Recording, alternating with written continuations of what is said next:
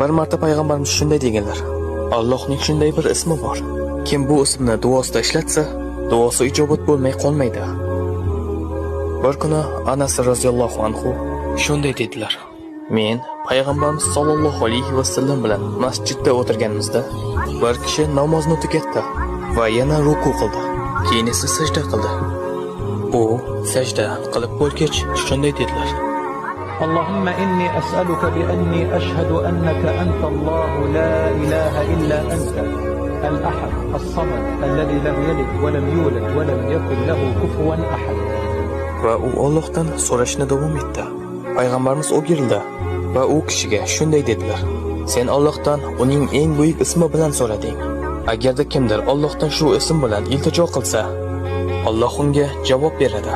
Agar kimdir shu ism bilan nimadir so'rasa, Alloh beradi. Alloh buni ikki xil yo'l bilan qiladi. Alloh javob beradi yoki o'sha narsani beradi.